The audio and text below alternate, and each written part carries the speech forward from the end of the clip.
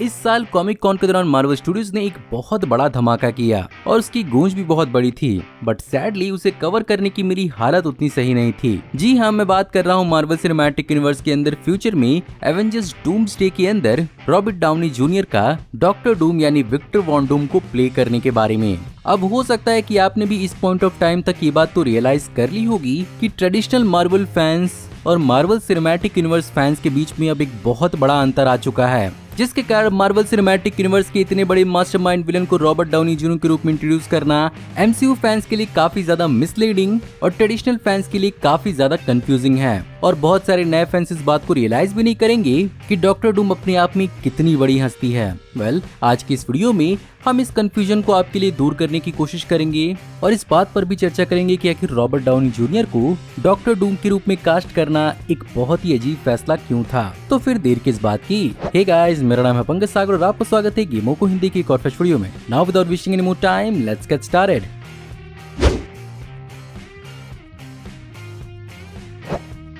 वैसे अगर डॉक्टर डूम के एज अ विलन मार्वल के अंदर दिखने की शुरुआत की बात की जाए तो इसकी शुरुआत हुई थी फैंटास्टिक फोर के इशू नंबर 5 से, जो जुलाई 1962 में पब्लिश हुई थी और इसे as a fantastic four villain ही मार्वल के अंदर इंट्रोड्यूस किया गया था। एंड ऑफ कोर्स इसे को क्रिएट किया था स्टैन ली और जैक कर्बी की जोड़ी ने। जैसा कि नाम से ही साबित था, डूम का मतलब तबाही होता है, बट इस विलन के पॉपुलैरिटी के बाद भी इस विलन की एक्चुअल ओरिजिन स्टोरी इस कैरेक्टर के इंट्रोड्यूस होने तक लोगों को 2 साल तक पता नहीं चली थी और ये फाइनली पता चली फैंटास्टिक फोर के एनुअल के इशू नंबर 2 में। खैर, ओरिजिन की बात की जाए तो मार्वल के अंदर विक्टर वॉन डूम की ओरिजिन उसके शहर लेटवेरिया से जुड़ी हुई है, जहां पर वो कई सालों पहले एक छोटे से ट्राइब के अंदर पैदा हुआ था, जहां पर उसके पिता थे वॉर्नर वॉन डूम और उसकी माँ का नाम था सिंथिया वॉन डूम, जो बेसिकली एक विच थी। बट बहुत ही जल्दी सिंथिया की तबीयत कैंसर की वजह से खराब हो जाती है और as an adult Victor von Doom अपनी आगे की पढ़ाई के लिए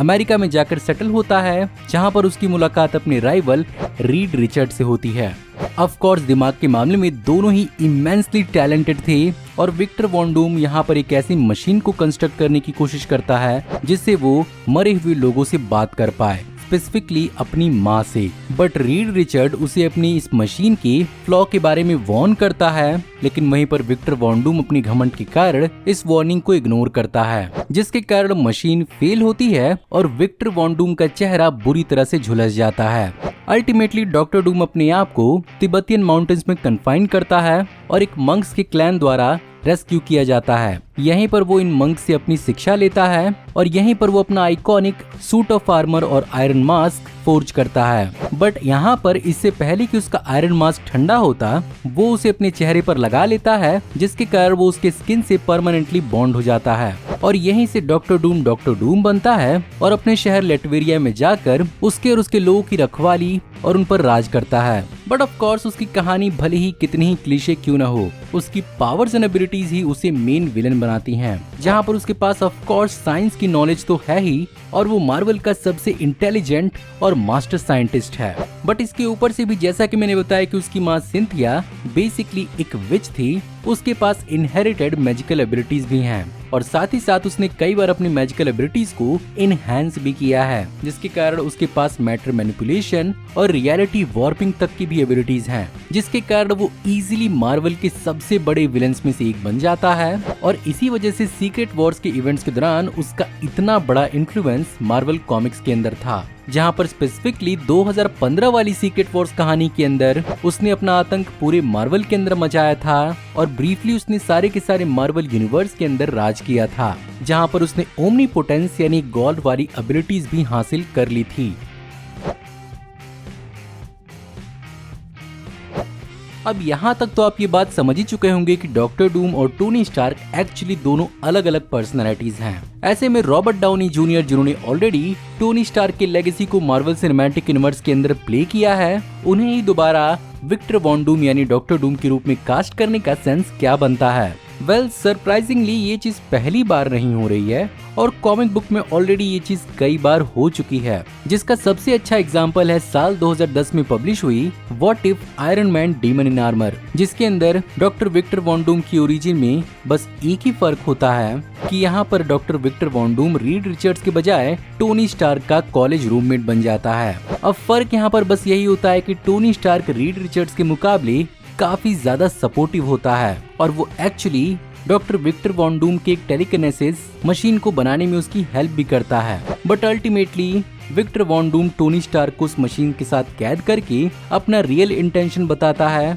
और वो बताता है कि ये मशीन एक्चुअली एक माइंड स्वैप मशीन है, जिसका इस्तेमाल करके ही वो एक्चुअली टोनी स्टार्क के साथ माइंड स्वैप करता है। इस प्रकार से वो टोनी स्टार्क की जिंदगी जीने लगता है और Tony Stark Victor von Doom की जिंदगी। लेकिन सच तो ये होता है कि दोनों की इनहेरिटेंट अच्छाई और बुराई उनके साथ ही होती है, जिसके कारण Victor von Doom Tony Stark की बॉडी में होने के बावजूद भी एक विलन ही साबित होता है और Tony Stark Victor von Doom की बॉडी में होने के बावजूद भी लेटवेरिया में जाकर एक काफी रिनाउंड साइंटिस्ट और बिजनेसमैन बनता है और एक्चुअली अपनी लॉस्ट मेमोरी के साथ डूम इंडस्ट्रीज शुरू करता है। खैर ये तो अल्टरनेट यूनिवर्स की बात हो गई। मेन रियलिटी के अंदर साल 2016 की सिविल वॉर के इवेंट्स के दौरान जब टोनी स्टार्क एक्चुअली कोमा में होता है तो doctor Doom briefly iron man का मेंटल संभाल चुका है। बट अब भी सवाल उठता है कि मार्वल सिनेमैटिक यूनिवर्स के अंदर अगर ये होता है तो कैसे हो सकता है। इस कैरेक्टर के अनाउंसमेंट के दौरान रूसो ब्रदर्स ने इस बात को पूरी तरह से रिवील किया था कि यहाँ पर रॉबर्ट डाउनी जूनियर एक्चुअली